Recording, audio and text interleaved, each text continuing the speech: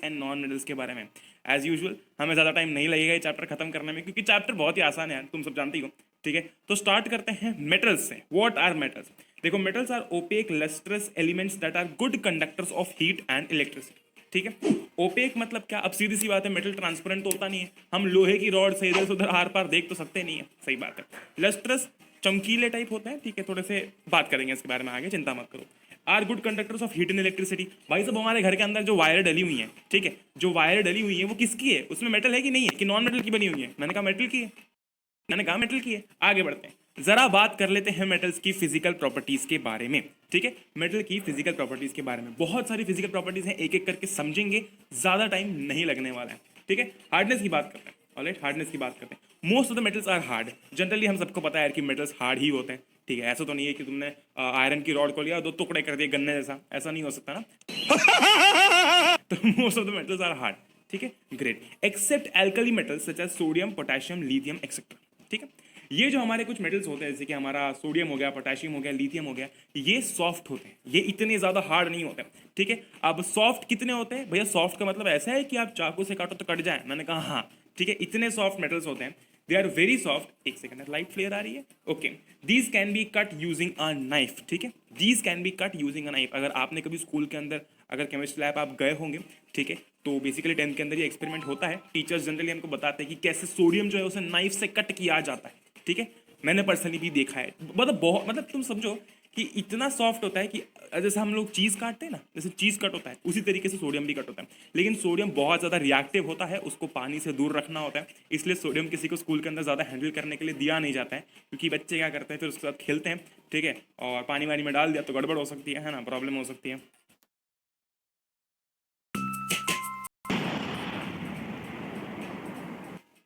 ठीक है, तो इसीलिए ये जो हमारा सोडियम होता है, पोटेशियम होता है, ये कुछ सॉफ्ट मेटल्स होते हैं। Alright, these can be cut using a knife. आगे बात समझ में, आगे बढ़ते हैं, स्ट्रेंथ की बात करते हैं। अच्छा, सीधी सी बात है, एक लॉजिक समझो कि भाई साहब जो मेटल हार्ड है, ठीक है, जो मेटल हार्ड है उसकी स्ट्रेंथ भी अच्छी खासी होगी, है कि नहीं? So most of the metals are strong and have high tensile strength. Tensile strength मतलब इस पर अगर अपन ज्यादा टेंशन भी अप्लाई करते हैं तो भी ये टूटेंगे नहीं। ठीक है, कुछ ऐसी गड़बड़ नहीं होगी यहाँ पे। Alright, great. लेकिन अगर मैं बात करूंगा कुछ मेटल्स की जो कि सॉफ्ट होते हैं, तो उनकी स्ट्रेंथ ऑफ कोर्स कम है कि नहीं? उनकी स्ट्रेंथ ऑफ कोर्स कम है, क्योंकि अगर मैं उस पर जरा सा भी टेंशन अप्लाई करूंगा, क्या होने वाला है? वो टूट जाएंगे। भाई सॉफ्ट मेटल है, जरा सा भी टेंशन अप्लाई किया तो टूट जाएगा, है कि नहीं? ग्रेट, अच्छा, अमेजिंग। ऑलराइट, चलो आगे बढ़ते हैं। अब अगर मैं बात करता हूं, because of this big structures are made using metals. सोचो जरा, ठीक है, सोचो जरा, जितने भी यहाँ पर हम स्ट्रक्चर्स देख पा रहे हैं, ब्रिजेस हो गए ना, बिल्डिंग हो गई, बिल्डिंग के अंदर भी हमें मेटल्स यूज करते हुए हम देखते हैं। तो ऐसी जगह पर जहाँ पर स्ट्रक्चर बहुत ही स्ट्रांग चाहिए, ठीक है, जहाँ पर हमें स्ट्रक्चर बहुत ज़्यादा स्ट्रांग चाहिए, वहाँ पर जनरली यूज होते हैं ये मेटल्स। ऑलराइट, अब वहाँ पर सोडियम जैसे हम सॉफ्ट मेटल्स नहीं यूज कर सकते, क्योंकि 2 मिनट में ही वो खत्म हो जाएंगे, है कि नहीं? ग्रेट, अच्छा, आगे बढ़ते हैं, स्टेट की बात करते हैं। Most of the metals are solid at room temperature. अरे यार, ये सब जानते हैं कि अगर मेटल्स की बात मैं कर रहा हूँ तो मेटल्स जो होते हैं वो, मोस्ट ऑफ द मेटल्स, सारे के सारे मेटल्स जो होते हैं वो सॉलिड ही होते हैं। अब यहाँ पर मोस्ट ऑफ द मेटल्स, यहाँ पर metals are solid at room temperature except for mercury. Basically यहाँ पर आप या तो आगे मोस्ट ऑफ दी लिख सकते हो, या तो आप यहाँ पर लिख सकते हो metals are solid at room temperature except for mercury. कारण क्या है? कारण यह है कि जो मर्क्यूरी होता है वो लिक्विड होता है रूम टेम्परेचर पे। हाँ, तुम सही सुन रहे हो, मर्क्यूरी जो होता है ना वो लिक्विड होता है रूम टेम्परेचर पर। ऑलराइट, आधी बात समझ में, आगे बढ़ते हैं। और फिजिकल प्रॉपर्टीज हैं, बहुत सारी फिजिकल प्रॉपर्टीज है देखा जाए तो। ठीक है, बात करते हैं साउंड की। अरे सीधी सी बात है, अरे सीधी सी बात है, अगर हम मेटल को ऐसे जोर से मारते हैं, ठीक है, ऐसे पटकते हैं, तो क्या उसमें से गाना बजता है? नहीं। क्या धुन निकलती?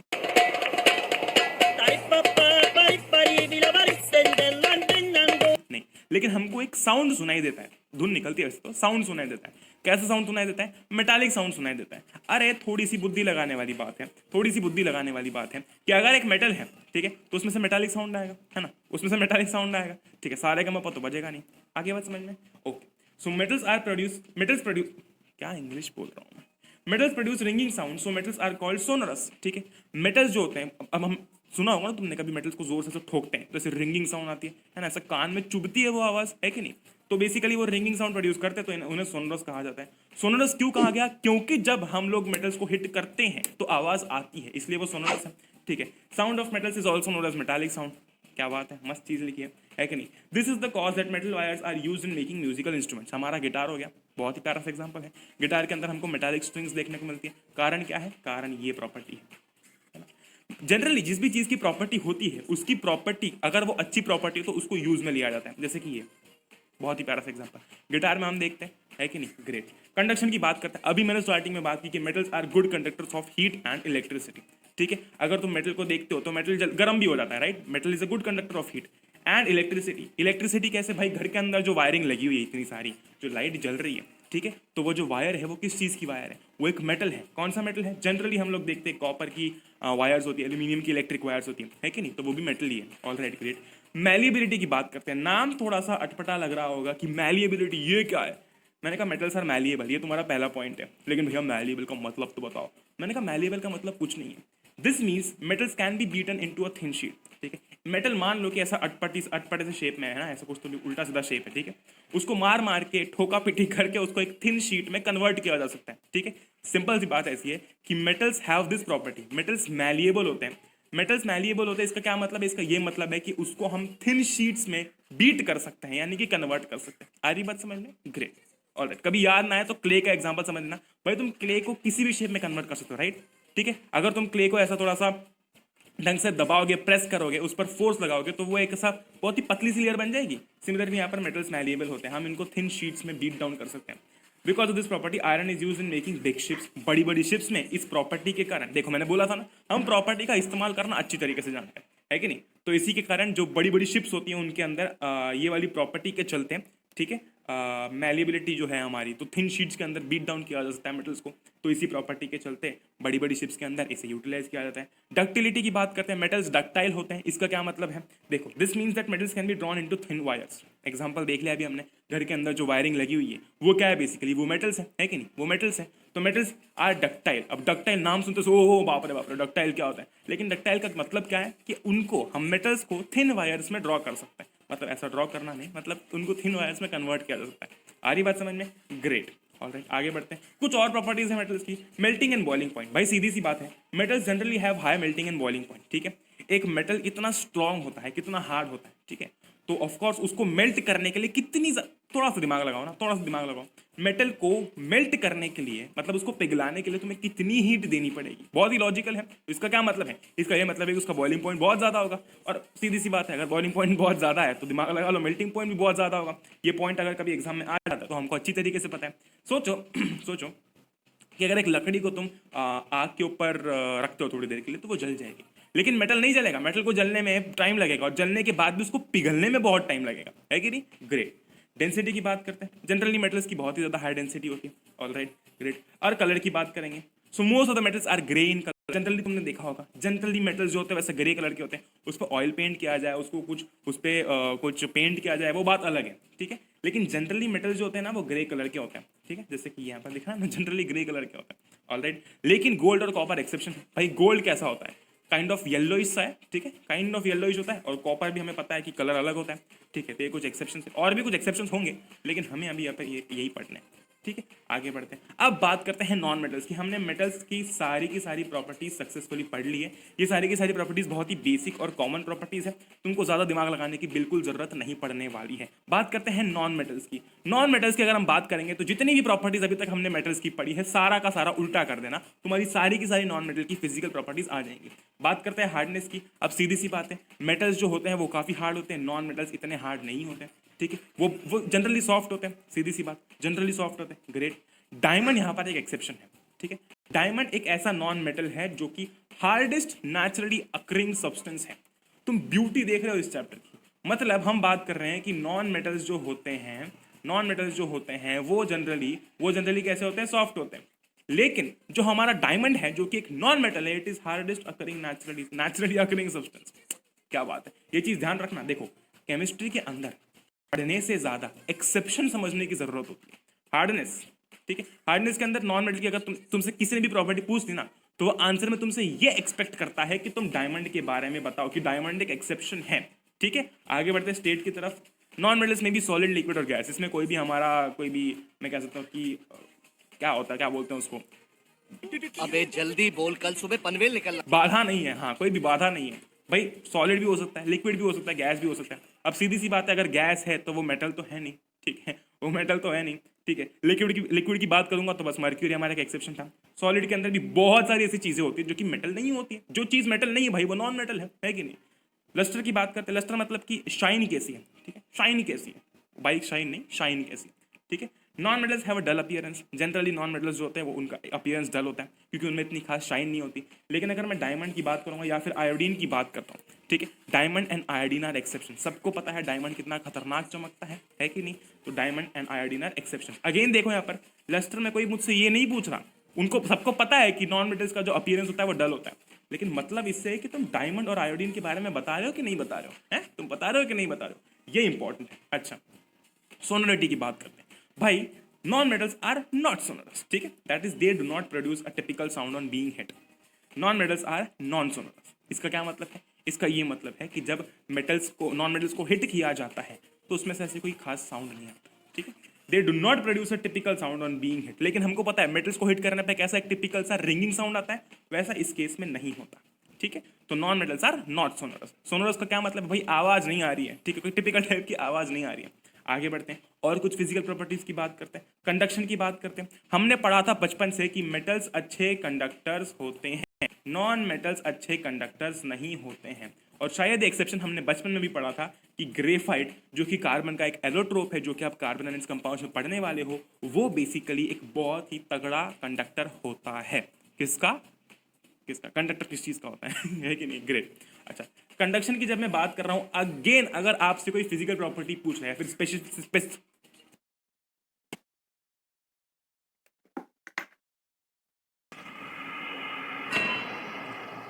स्पेसिफिकली कोई आपसे कंडक्शन के बारे में बात कर रहा है, ठीक है, तो non metals are bad conductor, सबको पता है, ये ज्ञान सबको है। लेकिन आपसे आपको टेस्ट किस बात को लेकर किया जा रहा है कि आप ग्रेफाइट के बारे में बता रहे हो नहीं बता रहे हो कि ग्रेफाइट जो है वो एक नॉन मेटल होते हुए भी एक बहुत ही अच्छा कंडक्टर है। मैलिबिलिटी एंड डक्टिलिटी की बात करूंगा तो again they can not be basically drawn into thin sheets और they can not be drawn into wires. क्यों? क्योंकि वो ब्रिटल होते हैं। ब्रिटल का क्या मतलब है, वो इजीली टूट सकते हैं, they can be easily broken. और हम ये नहीं चाहेंगे कि बड़े बड़े स्ट्रक्चर्स बनाते समय, ब्रिजेस बनाते समय हम नॉन मेटल्स का इस्तेमाल करें ताकि वो 2 मिनट में ही समाप्त हो जाए, है कि नहीं। Great. Melting and boiling point की बात करेंगे। अरे जब फिजिकल प्रॉपर्टीज की मैं बात कर रहा हूँ, ठीक है, जब नॉन मेटल्स की स्ट्रेंथ इतनी ज्यादा नहीं है, इसका ये मतलब है कि उसको तोड़ना आसान है, ठीक, उसको तोड़ना आसान है। तो non metals have generally low melting and boiling points. कारण क्या है, कारण ये है कि भाई वो इतने स्ट्रांग नहीं है ना, उनकी स्ट्रेंथ इतनी ज्यादा नहीं है। Alright, great. अच्छा, और उनकी डेंसिटी जो होती है काफी लो होती है। देखो तुम जब भी, अगर तुम्हें मेटल्स की सारी प्रॉपर्टीज पता है, ठीक है, इंक्लूडिंग एक्सेप्शंस, तो नॉन मेटल्स की प्रॉपर्टीज समझने में कोई भी रॉकेट साइंस नहीं है, बस यहाँ पर एक्सेप्शंस ध्यान रखने हैं।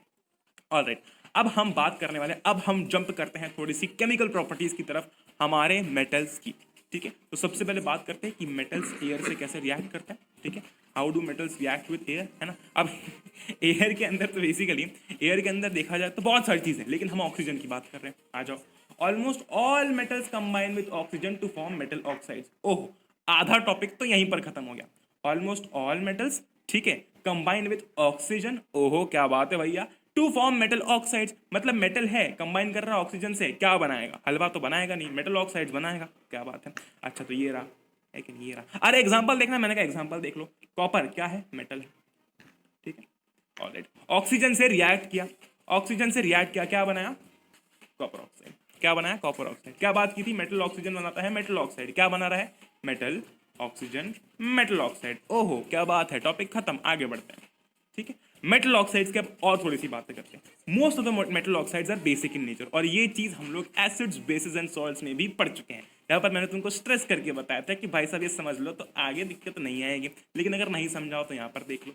Most of the metal oxides are basic in nature, यानी कि उनका नेचर कैसा होता है, बेसिक होता है, ठीक है। Great. But there are some which react with both acids and bases. देखो, most of the metal oxides are basic in nature, ठीक है, लेकिन कुछ ऐसे मेटल ऑक्साइड्स होते हैं, खुराफाती मैं कह सकता हूं, जो कि दोनों एसिड से भी रिएक्ट करेंगे, बेस से भी रिएक्ट करेंगे, ठीक है, and they are known as amphoteric oxides. लेकिन भैया एसिड से भी रिएक्ट करेंगे, बेस से भी रिएक्ट करेंगे, क्या मतलब, मैंने कहा तुम सोचो, अगर कोई मेटल ऑक्साइड सिर्फ बेसिक है नेचर में, ठीक है, तो वो एसिड से रिएक्ट करने के बाद में क्या बना देगा, सॉल्ट एंड वाटर बना देगा, है कि नहीं।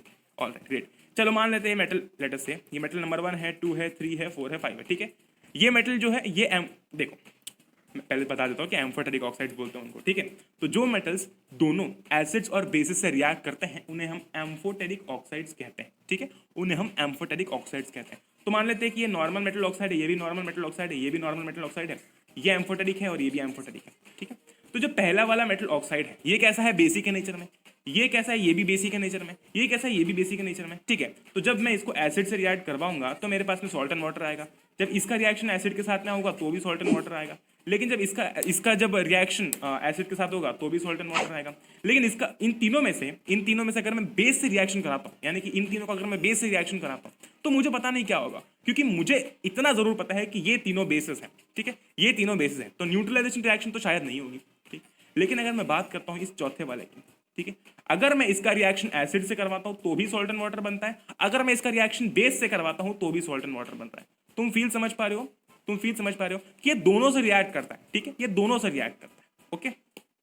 नहीं, बिन पेन देगा लोटा नहीं कह सकते इसको, अच्छी बात है ना, दोनों से रिएक्ट कर रहा है तो प्यारी बात है, उसने खुद को लिमिटेड नहीं रखा है जीवन में, ठीक है। तो they are known as amphoteric oxides, वो एसिड से भी रिएक्ट करता है, वो बेसिस से भी रिएक्ट करता है, ठीक है, वो एम्फोटेरिक ऑक्साइड्स है, वो कुछ भी कर सकते हैं, ठीक है। तो यहाँ पर देखो Al2O3 जब HCl से रिएक्ट कर रहा है जो कि एक एसिड है, मार्क माय वर्ड्स, बना रहा है AlCl3 प्लस H2O, ये क्या है, ये बन रहा है salt and water. Same Al2O3 जब NaOH जो कि एक बेस है उससे रिएक्ट कर रहा है तो भी सॉल्ट एंड वाटर बन रहा है, ठीक है। तो यहाँ पर कैसे ऐड कर रहा होगा, it might be acting like a base over here, और यहाँ पर वो कैसे ऐड कर रहा होगा, यहाँ पर वो एक एसिड जैसे ऐड कर रहा होगा, है कि नहीं। तो वो डिपेंड करता है वो किससे रिएक्ट कर रहा है, वो एसिड और बेस दोनों से रिएक्ट कर सकता है, ठीक है, ग्रेट। अगर मैं रिएक्शन विद वाटर की बात करता हूँ, अगर मैं रिएक्शन की बात करता हूँ पानी के साथ में, तो क्या सीन होगा। Most metal oxides are insoluble in water, ठीक है, यहाँ पर बात आधी तो खत्म हो गई, but some of them dissolve to form alkalis. Alkalis क्या होती है आगे देखते हैं, ठीक है। Sodium oxide and potassium oxide dissolve in water to produce alkalis as follows. वो बेसिस जो कि पानी में डिसॉल्व हो सकते हैं उन्हें हम क्या कहते हैं, उन्हें हम कहते हैं एल्कलीज, है कि नहीं, उन्हें हम कहते हैं एल्कलीज। अच्छा, ग्रेट। अच्छा, हम ये जानते हैं कि most of the metal oxides are basic in nature, most of the metal oxides are basic in nature, ठीक है। तो यहाँ पर जब एक बेस पानी में सॉल्युबल होता है इट फॉर्म्स एन एल्कली। ओह क्या बात है भैया, ये तो बड़ा आसान था, है कि नहीं। यहाँ पर हमने कौन से एग्जांपल देखे, sodium oxide, potassium oxide, they dissolve in water to produce alkalis as follows. आई बात समझ में, ग्रेट। ये दोनों क्या है ये दोनों क्या है, मेटल ऑक्साइड्स है, but they are acting like bases, क्योंकि हमने भी पढ़ा कि मेटल ऑक्साइड्स जो होते हैं वो कैसे होते हैं, वो बेसिक होते हैं, है कि नहीं, ग्रेट। अच्छा, ये मेटल ऑक्साइड का एक एग्जांपल तो तुम यहाँ पर देख सकते हो, Al2O3। एक और एग्जांपल बुक से ढूंढ के मुझे नीचे कमेंट करके बताओगे, क्योंकि जब तक मैं तुमको कोई टास्क दूंगा नहीं बुक खोलने का, तो बुक खोलने नहीं वाले, है कि नहीं, ग्रेट। अच्छा, तो क्या देखा हमने यहाँ पर, हमने देखा कि जो मेटल ऑक्साइड्स है वो जनरली इनसॉल्युबल होते हैं, ठीक है, वो जनरली पानी के अंदर इनसॉल्युबल होते हैं, लेकिन यहाँ पर जो हमारा सोडियम ऑक्साइड और पोटेशियम ऑक्साइड है they basically produce alkalis in water. चलो आगे बात करते हैं, अब मेटल एंड वाटर की कुछ और बातें कर लेते हैं। ओह क्या बात है, ठीक है। हमने यहाँ पर रिएक्शन विद वाटर की बात की थी, वो क्या थे, वो मेटल ऑक्साइड्स थे। अब हम डायरेक्ट मेटल की बात करते हैं, भाई साहब। आ रही बात समझ में, वाइब समझ में आ रही है, फील समझ में आ रही है, ठीक है। मेटल जब पानी से रिएक्ट करता है तो बनता है मेटल ऑक्साइड प्लस हाइड्रोजन, ठीक है। जब मेटल पानी से रिएक्ट करता है तो बनता है मेटल ऑक्साइड प्लस हाइड्रोजन। लेकिन कोई तुमसे बोले कि बात यहाँ पर खत्म है, तो उसको बोलना बात यहाँ पर खत्म नहीं होती है। मेटल ऑक्साइड जो बना है, ठीक है, मान लो जैसे कि मेटल पानी से रिएक्ट किया और मेटल ऑक्साइड बना दिया प्लस हाइड्रोजन गैस बन गई, ठीक है। हाइड्रोजन गैस तो बन गई है, उसको भूल जाओ, वो तो बन गई है। लेकिन अब ये जो मेटल ऑक्साइड है ना, इसको शांति नहीं, ये बोला कि नहीं मुझे और पानी से रिएक्ट करना है, तो जैसे ही मेटल ऑक्साइड बनता है ये पानी से रिएक्ट करता है और मेटल हाइड्रोक्साइड बना देता है। यहाँ पर हमारी रिएक्शन कंप्लीट होती है, ठीक है, यहाँ पर हमारी रिएक्शन कंप्लीट होती है। मेटल पहले पानी के साथ रिएक्ट करके मेटल ऑक्साइड बनाता है और हाइड्रोजन बनता है, ठीक है। लेकिन अब ये मेटल ऑक्साइड बनता है, हाइड्रोजन बन गया है, ठीक है। हाइड्रोजन ऐसा मत समझना कि ये सेकंड रिएक्शन कुछ अलग है, हाइड्रोजन बन चुका है, लेकिन अब ये मेटल ऑक्साइड बोलता है कि यार नहीं मुझे और पानी के साथ में रिएक्ट करना है, तो मेटल ऑक्साइड पानी के साथ में रिएक्ट करता है और बनाता है मेटल हाइड्रोक्साइड, ठीक है। यहाँ पर हमारी रिएक्शन खत्म होती है। Metals like potassium and sodium react violently with water, ठीक है। Metals like potassium and sodium react violently with water. तुम्हें हर जगह ये पोटेशियम और सोडियम ना ऊपर दिखेंगे, ठीक है, सबसे आगे दिखेंगे, है कि नहीं। In case of sodium and potassium the reaction is so violent and exothermic that the evolved hydrogen immediately catches fire, ठीक है।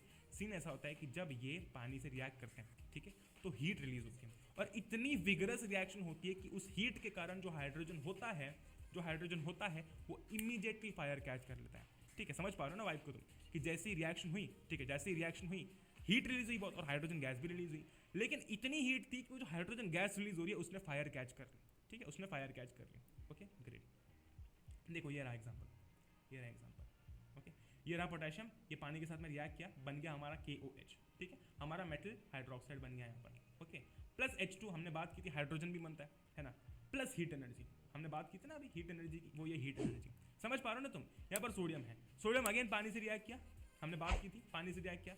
ये वाली स्टेप हम नहीं लिख रहे हैं यहाँ पर, ठीक है, ये जो पहली वाली स्टेप है ना ये हम नहीं लिख रहे हैं, हम सीधा बेसिकली क्या हो रहा है कि हम ये लिख रहे हैं, समझ रहे हो तुम, ये लिख रहे हैं और उसके बाद में जो रिएक्टेंट साइड है वहाँ पर ये लिख रहे हैं, ठीक है, हम डायरेक्टली जो रिएक्टेंट साइड थी वो पहली वाली और जो प्रोडक्ट फाइनली बन रहा है वो लिख रहे हैं। ओके, प्लस हाइड्रोजन तो लिखेंगे क्योंकि वो तो बनी है, ठीक है। ये सीन हमारा कुछ ऐसा होता है। अब सोडियम और पोटेशियम हर जगह इतने आगे क्यों है, बात कर लेते हैं। देखो sodium, potassium, calcium, magnesium, aluminium, zinc, iron, lead, ये सारी चीज़ें क्या है, ये हमारी है रिएक्टिविटी सीरीज, ठीक है, this is our reactivity series. यहाँ पर तुम देखोगे जो एलिमेंट्स अरेंज्ड हैं they are arranged in decreasing order of the reactivity, सबसे ऊपर सबसे ज़्यादा रिएक्टिव एलिमेंट, उससे कम, फिर उससे कम, फिर उससे कम, फिर उससे कम। अगर तुम्हें डिस्प्लेसमेंट रिएक्शन याद है तो मैंने वहाँ पर बोला था कि एक ज़्यादा एलिमेंट, एक ज़्यादा रिएक्टिव एलिमेंट एक कम रिएक्टिव एलिमेंट को डिस्प्लेस करता है, ठीक है। यहाँ पर सोडियम, पोटेशियम सबसे ज़्यादा रिएक्टिव है, उससे कम है सोडियम, उससे कम है कैल्शियम, उससे कम है मैग्नीशियम, उससे कम है एल्यूमिनियम। ओके ग्रेट, आगे बढ़ते हैं। The reaction of calcium with water is less violent, क्यों, क्योंकि सबसे ऊपर आता है पोटेशियम, उसके बाद आता है सोडियम, इन दोनों की रिएक्शन पानी के साथ में बहुत विगरस है, बहुत वायलेंट है, लेकिन जो कैल्शियम है इसकी इतनी वायलेंट नहीं है। कारण क्या है, कारण ये है कि अब ये रिएक्टिविटी सीरीज में थर्ड नंबर पे है, ठीक है। तो जैसे जैसे हम नीचे आएंगे वैसे वैसे जो रिएक्टिविटी है मैं कह सकता हूँ वो कम होती जाएगी ना। पोटेशियम बहुत रिएक्टिव, फिर सोडियम उससे कम रिएक्टिव, फिर कैल्शियम उससे कम रिएक्टिव, है कि नहीं। तो यहाँ पर the reaction of calcium with water is less violent, ठीक है, ऑफ कोर्स किसके कंपैरिजन में, सोडियम और पोटेशियम के कंपैरिजन में, ठीक है। The heat evolve is not sufficient for the hydrogen to catch fire. देखो यहाँ पर क्या होता है, कैल्शियम ने पानी के साथ में रिएक्ट किया, ठीक है, और बना दिया कैल्शियम हाइड्रोक्साइड, जो हमने यहाँ पर बात की थी ना, हमने जैसे कि यहाँ पर बनाया था सेम टू सेम यहाँ पर बन गया, ठीक है। प्लस H2 भी रिलीज हुआ है, हाइड्रोजन भी रिलीज हुआ है, हीट भी रिलीज होती है, ठीक है। इस केस में यहाँ पर आगे हीट नहीं लिखा, लेकिन तुम देखो the heat evolve is not sufficient, heat evolve तो हुई है, ठीक है। देखो मान लो कि तुम मार्केट में आटा लेने जा रहे हो, तुम्हारे पास 50 रुपये, आटा आता है 100 रुपये का, मान लो, है ना, मुझे पता नहीं कितने का आता है, ठीक है। तो ऐसा नहीं कि तुम्हारे पास पैसे नहीं, तुम्हारे पास सफिशिएंट पैसे नहीं है। सिमिलरली यहाँ पर हीट तो रिलीज हुई है लेकिन सफिशिएंट हीट रिलीज नहीं हुई है, इतनी हीट रिलीज नहीं हुई है कि वो हाइड्रोजन को आग लगा सके, ठीक है। अच्छा, अब कैल्शियम के नीचे क्या है, कैल्शियम के नीचे है मैग्नीशियम, एल्यूमिनियम। तो अब मैग्नीशियम एल्यूमिनियम की बातें करेंगे भैया, मैंने कहा कैल्शियम स्टार्ट्स फ्लोटिंग। अच्छा, उसके पहले कुछ और भी है, calcium starts floating because the bubbles of hydrogen gas form stick to the bubble of the metal. Scene ऐसा है सीधा सा कि जो मेटल होता है, ठीक है, जब रिएक्शन हो जाता है तो क्या होता है, हाइड्रोजन फॉर्म होता है, वो हाइड्रोजन मेटल पर जाकर चिपक जाता है, ठीक है। जैसे ही वो मेटल पर जाकर चिपक जाता है मेटल ऊपर आ जाता है, मेटल फ्लोट करने लगता है। सीधी सी बात है भाई, हाइड्रोजन के बबल्स हैं, अगर मेटल के सरफेस पे लगेंगे तो मेटल फ्लोट करने लगेगा। कोई नया रॉकेट साइंस तो है नहीं इसमें, इमेजिन कर सकते हो तुम, मुझे पता है अच्छी तरीके से, ठीक है। Magnesium does not react with cold water. हमारा पोटेशियम, सोडियम, कैल्शियम अभी तक कोल्ड वाटर से रिएक्ट कर रहे थे, मैग्नीशियम आया, है ना, मैग्नीशियम आया, ये बोले ठंडा प्राणी है, ये बहुत ही ठंडा प्राणी है, ये बोलता है कि मैं ठंडे पानी के साथ मैं रिएक्ट नहीं करूंगा, ठीक है। It react with hot water, भाई इसके लिए फिर गीजर से पानी गर्म करके लेके आए, हॉट वाटर चाहिए इसको। ये क्या बनाता है, ये बनाता है मैग्नीशियम हाइड्रोक्साइड, वही केस है ना, वही केस, मैग्नीशियम रिएक्ट किया पानी के साथ में, लेकिन इस केस में पानी गर्म है, इन ऊपर वाले तीनों केस में पानी ठंडा था, ठीक है। It also starts floating due to the bubbles of hydrogen gas sticking to its surface, ठीक है, जो हमने देखा कैल्शियम के केस में। Alright great. Metals like aluminium, iron and zinc do not react with cold और हॉट वाटर। इसके नीचे आ रहे हैं एल्यूमिनियम, जिंक और आयरन, ये कोल्ड या फिर हॉट वाटर दोनों से रिएक्ट नहीं करते, ये रिएक्ट करते हैं स्टीम से, ठीक है, ये रिएक्ट करते हैं स्टीम से। Alright great. To form the metal oxide and hydrogen. इस केस में, ठीक है, इस केस में तुम देख सकते हो कि यहाँ पर मेटल ऑक्साइड बन रहा है, हाइड्रोक्साइड नहीं बन रहा है, ठीक है। ध्यान रखना, ये जो आखिरी के दो केस हैं हमारे एल्यूमिनियम और आयरन वाले, इस केस में हाइड्रोक्साइड नहीं बन रहा है, ऑक्साइड बन रहा है। आ रही बात समझ में? ग्रेट। आगे बढ़ते हैं, बात करते हैं कि मेटल एसिड के साथ में कैसे रिएक्ट करता है, ठीक है। तो मेटल डाइल्यूट एसिड के साथ में रिएक्ट करके सॉल्ट और हाइड्रोजन बनाता है, ठीक है। मेटल जब डाइल्यूट एसिड के साथ में रिएक्ट करता है, लिखो, देखो यहाँ पर डाइल्यूट लिखा हुआ है, ठीक है। मेटल जब डाइल्यूट एसिड के साथ में रिएक्ट करता है तो सॉल्ट बनता है और हाइड्रोजन गैस भी बनती है, ठीक है। आगे बढ़ते हैं। अच्छा, लेकिन इस केस में भी एक्सेप्शंस हैं, इस केस में भी एक्सेप्शंस हैं। Hydrogen gas is not evolve when metal reacts with nitric acid, ठीक है। बाकी एसिड के साथ में रिएक्ट कर रहा था, हाइड्रोजन गैस निकल रही थी, तो वो ऑब्जर्वेशन हमने देखी।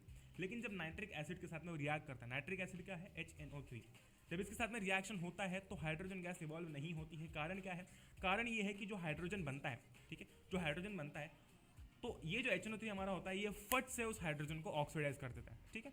ये फट से हमारा जो H2 है उसको ऑक्सीडाइज कर देता है, ठीक है, उसको ऑक्सीडाइज कर देता है। ऑलराइट, अब H2 ऑक्सीडाइज हो जाएगा तो तुम्हें पता है क्या बनना है, it oxidise the H2 produce to water, है ना। एक लाइन लिखूंगा, या फिर ये भी समझ में नहीं आ रहा हो, बेसिकली ऐसा कुछ होता नहीं है, लेकिन मैं तुमको एक एग्जांपल दे रहा हूँ ताकि तुम्हें याद रहे। H2, ठीक है, H2O, ये जरा देखो, ऐसा कुछ होता नहीं है, लेकिन बस इसको एक बार नोटिस करो। उसने ये बोला है ऐसा कुछ होता नहीं है, मैं वापस बोल रहा हूँ ऐसा कुछ है नहीं, लेकिन तुम देखो कि उसने क्या बोला है कि it oxidises the H2 produced. Oxidisation अगर थोड़ा सा भी याद आ रहा हो, ऑक्सीडाइजिंग एजेंट, ऑक्सीडेशन, ठीक है, ऑक्सीडेशन अगर थोड़ा सा भी याद आ रहा हो, हमने केमिकल रिएक्शंस एंड इक्वेशन में पढ़ा था, तो उसमें क्या था, ऑक्सीजन का गेन होना ऑक्सीडेशन है, ठीक है, ऑक्सीजन अपने पास आना। ऑलराइट, तो क्या करता है वो, ऑक्सीडाइज करता है H2 को to produce water and itself gets reduce. अब HNO3 जब रिड्यूस होगा तो इसमें कुछ ना कुछ तो कमी आएगी, तो it gets reduce to any of the nitrogen oxide form, जैसे कि N2O है, जैसे कि NO है, जैसे कि NO2 है। तो HNO3 से इनमें से किसी भी एक फॉर्म में कन्वर्ट हो जाता है, ठीक है। लेकिन मैग्नीशियम और मैंगनीज जो होते हैं ना, ये दो ऐसे मेटल्स हैं जो कि रिएक्ट करते हैं HNO3 से टू इवॉल्व H2 गैस, ठीक है। बेसिकली मैग्नीशियम और मैंगनीज ये रिएक्ट करते हैं बहुत ही डाइल्यूट HNO3 से टू इवॉल्व H2 गैस। तुम समझ पा रहे हो यहाँ पर वाइब को, मेटल्स रिएक्ट करते हैं एसिड के साथ में और बन जाता है सॉल्ट और हाइड्रोजन, ठीक है। एक्सेप्शन है उसके अंदर भी कि नाइट्रिक एसिड के साथ में ऐसा नहीं होता है, नाइट्रिक एसिड के केस में H2 गैस नहीं इवॉल्व होती है। उसमें भी एक्सेप्शन है कि अगर मैग्नीशियम या फिर मैंगनीज मेटल है तो वो नाइट्रिक एसिड के साथ में रिएक्ट करते हैं, ठीक है। आगे बढ़ते हैं, अब बात करते हैं एक इंपॉर्टेंट रिएक्शन की। जैसे कि मैंने तुम्हें बताया था कि एक लेस रिएक्टिव एलिमेंट एक मोर रिएक्टिव एलिमेंट एक लेस रिएक्टिव एलिमेंट को डिस्प्लेस कर देता है। देखो यहाँ पर metal A plus salt solution of B, ठीक, ये B क्या है, ये भी बेसिकली मेटल है, ठीक है, ये B भी बेसिकली मेटल है। Metal A plus salt solution of B बनता है salt solution of A plus metal B। तो क्या हो रहा है, सीन कुछ ऐसा है, यहाँ पर सीन कुछ ऐसा है, यहाँ पर ये बेसिकली कुछ ऐसा रिएक्शन बनता है हमारा Fe प्लस CuSO4, ठीक है। अब देखो तुम, ये रिएक्टेंट साइड है, ठीक है, ये रिएक्टेंट साइड है। आयरन क्या करता है, कॉपर को डिस्प्लेस कर देता है कॉपर सल्फेट में से। कारण क्या है, कारण ये है कि अगर हम रिएक्टिविटी सीरीज देखते हैं एक बार ध्यान से, ठीक है, अगर हम रिएक्टिविटी सीरीज देखते हैं तो आयरन यहाँ पर है, कॉपर यहाँ पर है, ठीक है। तुम एक चीज़ नोटिस कर सकते हो, साफ साफ एक चीज़ नोटिस कर सकते हो कि जो आयरन है हमारा, ठीक है, जो हमारा आयरन है वो कॉपर से ज़्यादा रिएक्टिव है, तो उसको पूरा हक बनता है कि वो कॉपर को डिस्प्लेस कर सके, और वो उसने किया, ठीक है, वो उसने किया। Alright, great. हमारी रिएक्टिविटी सीरीज हम ऑलरेडी देख चुके हैं, most reactive, reactivity decreases and least reactive. आगे बढ़ते हैं, बात करते हैं कि मेटल्स और नॉन मेटल्स दोनों एक दूसरे से कैसे रिएक्ट करते हैं, ठीक है। मेटल्स और नॉन मेटल्स दोनों एक दूसरे से कैसे रिएक्ट करते हैं। अच्छा, यहाँ पर ज़रा देखो, हमें पता है कि ये हमारे कुछ एलिमेंट्स हैं, नोबल गैसेस हैं, मेटल्स हैं और यहाँ पर non metals, helium, neon, argon, sodium, magnesium, aluminium, potassium, calcium. जरा इनको ध्यान से देखो, इनके एटॉमिक नंबर्स आगे दिए हुए हैं, ठीक है। और हमें ये पता है कि K शेल में कितने इलेक्ट्रॉन्स होते हैं, L शेल में कितने इलेक्ट्रॉन्स होते हैं, M में कितने होते हैं, N में कितने होते हैं, ठीक है। अगर मैं सोडियम उठाता हूँ, ठीक है, अगर मैं सोडियम की बात करता हूँ, सोडियम की अगर मैं बात करता हूँ तो सोडियम का एटॉमिक नंबर है 11, तो इसका इलेक्ट्रॉनिक कॉन्फ़िगरेशन क्या हो जाएगा, 281, ठीक है। बहुत ही बेसिक सी चीज़ें हम ऑलरेडी पढ़ चुके हैं, ठीक है। अब मैं बात करता हूँ कि अगर एक मेटल और एक नॉन मेटल को रिएक्ट करना होता है तो वो कैसे रिएक्ट करते हैं, ठीक है। अच्छा, सोडियम यहाँ पर ठहरा हमारा मेटल, ठीक है, सोडियम हमारा ठहरा यहाँ पर मेटल, ऑलराइट। अब जो यहाँ पर हमारा जो क्लोरीन है, अगर मैं क्लोरीन की बात करता हूँ, ठीक है, अगर मैं क्लोरीन की बात करता हूँ तो वो एक नॉन मेटल है। देखो यहाँ पर, देखो यहाँ पर सोडियम हमारा सोडियम क्या है, ये रहा सोडियम, यहाँ पर मेटल है और नॉन मेटल क्लोरीन, ठीक है।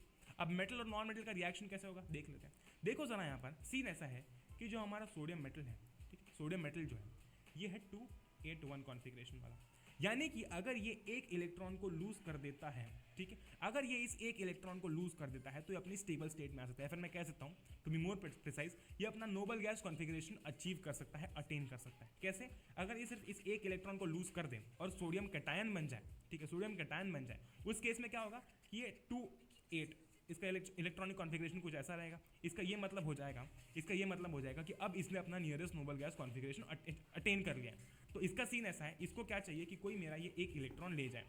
अगर मैं बात करता हूँ क्लोरीन की, ठीक है, तो क्लोरीन का इलेक्ट्रॉनिक कॉन्फ़िगरेशन कुछ ऐसा है, 287, ठीक है, ग्रेट।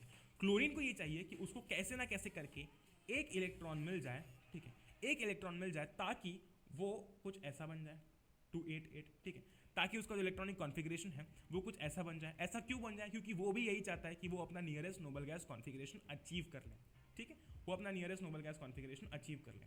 तो सीन कैसा है यहाँ पर? सीन ज़रा ऐसा है कि सोडियम को एक इलेक्ट्रॉन डोनेट करना है, क्लोरीन को एक इलेक्ट्रॉन गेन करना है, ठीक है, सोडियम को एक इलेक्ट्रॉन बेचना है, क्लोरीन को एक इलेक्ट्रॉन खरीदना है, ठीक है, तो दोनों मिलते हैं, ठीक है, और सोडियम ने बोला मेरा एक इलेक्ट्रॉन तू ले ले, ठीक है, मुझे इसकी ज़रूरत नहीं है। क्लोरीन ने बोला हाँ भाई दे दे, मुझे इलेक्ट्रॉन की ज़रूरत है। तो यहाँ पर देख सकते हो तुम कि कितनी प्यारी तरीके से इलेक्ट्रॉन का यहाँ पर ट्रांसफर हो चुका है, ठीक है, यहाँ पर इलेक्ट्रॉन का ट्रांसफर हो चुका है। Alright, great, amazing. Same case है मैग्नीशियम का, तो मैग्नीशियम का केस भी यहाँ पर सिमिलरली देख ही सकते हो, ठीक है, तो मैग्नीशियम के केस में यहाँ पर सिमिलरली देख सकते हो। बस मैग्नीशियम वाले केस में तुम्हें एक चीज़ ध्यान रखनी है, एक चीज़ ध्यान रखनी है कि यहाँ पर Mg2+ बन रहा है, यानी कि मैग्नीशियम को 2 इलेक्ट्रॉन्स डोनेट करने की ज़रूरत है, ठीक है, उसे 2 इलेक्ट्रॉन्स डोनेट करने की ज़रूरत है, ठीक है। अब अगर मैं 2 क्लोरीन लेके आ जाऊँ तो दोनों को एक एक इलेक्ट्रॉन की ज़रूरत पड़ेगी, ठीक है, जैसे कि ये क्लोरीन है, इसको एक इलेक्ट्रॉन की ज़रूरत है, ये क्लोरीन है, इसको एक इलेक्ट्रॉन की ज़रूरत है। ग्रेट, अमेजिंग, ठीक है। तो यहाँ पर क्या होगा, यहाँ पर सीन ऐसा हो जाएगा, ये Mg हो जाएगा, इसके आउटर मोस्ट शेल में 2 इलेक्ट्रॉन्स ऐसे होंगे, ये क्लोरीन हो जाएगा, इसको एक इलेक्ट्रॉन की ज़रूरत पड़ेगी तो ये ले लेगा, और दूसरे क्लोरीन को एक इलेक्ट्रॉन की ज़रूरत पड़ेगी तो एक इलेक्ट्रॉन ये ले लेगा, ठीक है। बस एक चीज़ ध्यान रखना कि जब भी हम Mg2+ बना रहे हैं या फिर ऐसी कुछ चीज़ बना रहे हैं जिसके अंदर हमें ज़्यादा नंबर ऑफ इलेक्ट्रॉन्स डोनेट करने हैं, ठीक है, तो हमें जो बायर है, बायर कौन है यहाँ पर? क्लोरीन, वो भी ज़्यादा लेने पड़ेंगे, ठीक है। आगे बढ़ते हैं, प्रॉपर्टीज़ की बात करते हैं कि ये जो आयनिक कंपाउंड अभी बना है, ठीक है, ये जो हमारा आयनिक कंपाउंड बना है, ये आयन के ट्रांसफर से बना है ना भाई, इलेक्ट्रॉन दिया गया तब जाके ये हमारा कंपाउंड बना है। इनकी प्रॉपर्टीज़ क्या होती है? सबसे पहले तो फिजिकल नेचर की बात करते हैं। आयनिक कंपाउंड होते हैं वो काफ़ी स्ट्रॉन्ग होते हैं, ठीक है, और काफ़ी हार्ड होते हैं इनके स्ट्रॉन्ग फोर्स ऑफ अट्रैक्शन के कारण, ठीक है, यहाँ पर हम ये पढ़ ही सकते हैं, यहाँ पर हम ये पढ़ ही सकते हैं। These compounds are generally brittle and break into pieces when pressure is applied. ये जो सीन है हमारा, ये जो सीन है इसको समझते हैं। देखो आयनिक कंपाउंड जनरली जो होते हैं वो स्ट्रॉन्ग होते हैं, क्यों? इनका फोर्स ऑफ अट्रैक्शन स्ट्रॉन्ग होता है। लेकिन यार अब सीधी सी बात है भाई, आयनिक कंपाउंड ये बने हुए हैं, ठीक है, ज़्यादा प्रेशर अगर अप्लाई किया जाएगा तो ये टूट सकते हैं, है कि नहीं? इसमें कुछ रॉकेट साइंस तो है नहीं। बस इतना याद रखना यार, इतना याद रखना है कि जब हम कार्बन एंड इट्स कंपाउंड्स पढ़ेंगे उसके अंदर जो कोवलेंट बॉन्डिंग आएगी, ठीक है, उसको और आयनिक कंपाउंड्स को बिल्कुल भी सेम मत समझना, कुछ ना कुछ डिफरेंस है, वो मैं वहाँ पर तुम्हें अच्छे से समझा दूंगा। यहाँ पर तुम्हें सिर्फ इतना समझना इंपॉर्टेंट है कि आयनिक कंपाउंड जो होते हैं उनमें काफ़ी स्ट्रॉन्ग फोर्स ऑफ अट्रैक्शन होता है। आगे बढ़ते हैं, मेल्टिंग एंड बॉइलिंग पॉइंट की बात करते हैं। Ionic compounds have high melting and boiling point, this is because considerable amount of energy is required to break the strong inter ionic attraction. अभी जैसे कि मैंने बात की कि जो आयनिक अट्रैक्शन है, ठीक है, यहाँ पर जो हमारा कंपाउंड बना है, ठीक है, उसके अंदर जो हमारे आयन्स हैं जो अट्रैक्टेड हैं, वो जो फोर्स है उस फोर्स को तोड़ने के लिए काफ़ी स्ट्रॉन्ग हमें बेसिकली अमाउंट ऑफ एनर्जी चाहिए, है कि नहीं? यहाँ पर लिखा हुआ है हमें बहुत ही कंसिडरेबल अमाउंट ऑफ एनर्जी चाहिए होती है जो हमारा आयनिक अट्रैक्शन होता है उसको तोड़ने के लिए, है कि नहीं? तो इसलिए जो मेल्टिंग और बॉइलिंग पॉइंट होता है वो हाई होता है। क्यों? क्योंकि we need a very considerable amount of energy to break this attraction. आगे बात करते हैं, सॉल्युबिलिटी की बात करते हैं। इलेक्ट्रोवैलेंट कंपाउंड्स, यानी कि ये जो हमारे कंपाउंड अभी यहाँ पर बना था ये, ठीक है, electrovalent compounds are generally soluble in water and insoluble in solvents such as kerosene, petrol etcetera. देखो ये चीज़ जो है तुम आगे जाके अच्छे से पढ़ोगे जब तुम हाइड्रोजन बॉन्डिंग के बारे में पढ़ोगे, ठीक है, लेकिन सिर्फ इतना समझना भी इंपॉर्टेंट है कि हाँ ये सॉल्युबल होते हैं पानी में, ठीक है। अगर मैं कंडक्शन ऑफ इलेक्ट्रिसिटी की बात करता हूँ, अगर मैं कंडक्शन ऑफ इलेक्ट्रिसिटी की बात कर रहा हूँ तो आंख बंद करके हमें ये पता होना चाहिए कि a solution of an ionic compound in water contains ions which move to the opposite electrode when electricity is pass through the solution. Scene ऐसा होता है कि अब जब इलेक्ट्रिसिटी पास की जाती है तो जो अंदर आयंस हैं वो अपोजिटली चार्ज इलेक्ट्रोड्स पर चले जाते हैं, यानी कि पॉजिटिव आयंस कहाँ जाएंगे? नेगेटिव की तरफ जाएंगे, और नेगेटिव कहाँ जाएंगे? पॉजिटिव की तरफ जाएंगे। तो सीधी सी बात है, अगर ऐसा मूवमेंट हो रहा है आयंस का, अगर उस सॉल्यूशन के अंदर आयंस का मूवमेंट हो रहा है तो भाई इलेक्ट्रिसिटी कंडक्ट होगी, है कि नहीं? कंडक्शन तो होगा ही होगा। देख लेते हैं आगे। Ionic compounds in the solid state do not conduct electricity because movement of ions in the solid is not possible. अगर मैं aqueous solution की बात करता हूँ, हम बोलते हैं ना एसिड जो होते हैं, बेसिस जो होते हैं, aqueous solution की बात करते हैं, तो aqueous solution की बात इसलिए करते हैं क्योंकि वहाँ पर आयन्स जो होते हैं ना वो फ्री है मूव करने के लिए, ठीक है। लेकिन सॉलिड की अगर मैं बात करता हूँ तो सॉलिड एक रिजिड स्ट्रक्चर है, राइट। अगर मैं इस सॉलिड की बात करता हूँ, अगर मैं इस सॉलिड की बात करता हूँ, ये देखो ये एक सॉलिड है, ठीक है, ये एक सॉलिड है। अगर मैं इसकी बात करूँगा यार तो इसके अंदर इसका मूवमेंट जो है वो इतना स्ट्रॉन्ग पॉसिबल नहीं, मतलब इतना फ्रीली पॉसिबल नहीं, ठीक है, इतना फ्रीली पॉसिबल नहीं। Okay great. अगर मैं एक्वा सॉल्यूशन की बात करूंगा तो हाँ उसमें पॉसिबल होता है। Ionic compounds conduct electricity in the molten state. Molten state में क्यों पॉसिबल है? मोल्टन स्टेट में इसलिए पॉसिबल है क्योंकि जब किसी पर्टिकुलर चीज़ को मेल्ट किया जा रहा है तो बहुत ज़्यादा हीट अप्लाई की जा रही है ना, और उस हीट के कारण क्या होता है कि जो अंदर के जो आयनिक अट्रैक्शंस होते हैं, जो के बीच में अट्रैक्शन होते हैं, वो टूटना स्टार्ट हो जाते हैं। ठीक है, वो टूटना स्टार्ट हो जाते हैं। जैसे ही वो टूटना स्टार्ट हो जाते हैं, अब अगर कोई चीज़ अट्रैक्टेड है तो वो जुड़ी हुई है, जैसे ही वो टूट गई वो फ्री हो गई, तो उसी तरीके से आयंस भी फ्री हो जाते हैं। जब आयंस फ्री हो गए तो अब वो फ्री है मूव करने के लिए, राइट। जब हीट पास की गई, ठीक है, जब हीट पास की गई तो सीन क्या हुआ? सीन कुछ ऐसा हुआ, जैसे हीट पास हो रही है, जैसे हीट दी जा रही है, तो क्या हो रहा है कि जो आयंस हैं, ठीक है, जो आयनिक अट्रैक्शन है, अगर मैं और स्पेसिफिकली बात करता हूँ तो वो टूटने लगता है। ठीक है, वो टूटने लगता है, और उसके चलते आयंस अब फ्री हो चुके हैं। अब आयंस फ्री हो चुके हैं, और हमको क्या चाहिए इलेक्ट्रिसिटी कंडक्ट करने के लिए? फ्री आयंस चाहिए। आई बात समझ में? ग्रेट। तो इसी के साथ साथ हमारा ये चैप्टर समाप्त हो चुका है। मेटल्स